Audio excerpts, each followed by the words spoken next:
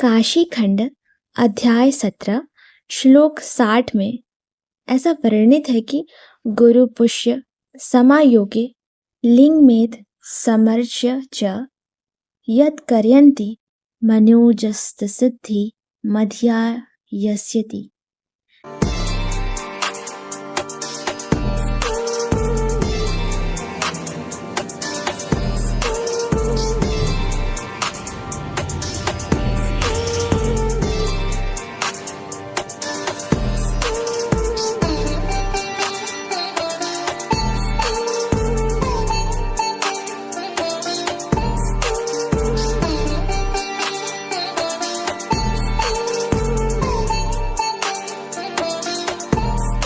ऐसी मान्यता है कि जब पुष्य नक्षत्र गुरुवार के दिन हो तो यदि कोई भक्त बृहस्पतिश्वर की पूजा करने के बाद कोई कार्य करता है तो वह उसमें सफल होता है, उसे उस कार्य में सफलता मिलती है।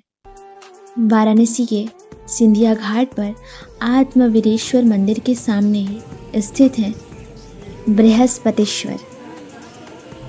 अगर बृहस्पति गुरु की बात करें तो बृहस्पति गुरु अंगिरा के पुत्र थे। उनमें सज्जन, नेता, अच्छे व्यक्ति, बड़ों और शिक्षकों का सम्मान करने वाले आदि सभी अच्छे गुण थे। वह काशी में आए और एक शिवलिंग स्थापित किया और कई वर्षों तक लगातार भगवान शिव की पूजा की।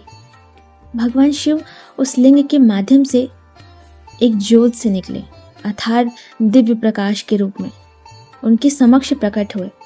भगवान शिव को देखकर बृहस्पति आनंदित हो गए और भगवान शिव की स्तुति गाने लगे।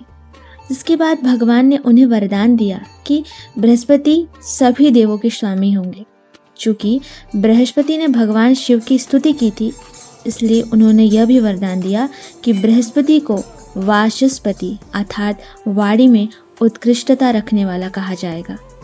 बृहस्पति द्वारा स्थापित लिंग का नाम बृहस्पतिश्वर नाम से जाना जाएगा। भगवान शिव ने आगे कहा, जो भक्त नियमित रूप से बृहस्पतिश्वर की पूजा आदि करते हैं उसकी सभी इच्छाएं पूरी होंगी।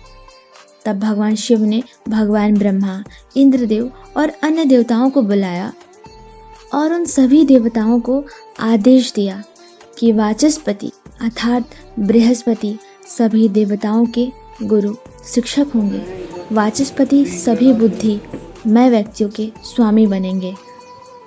ऐसा कहा जाता है कि जो व्यक्ति लगातार 6 महीने तक बृहस्पतिश्वर की पूजा करते हैं उसके सभी पाप नष्ट हो जाते हैं।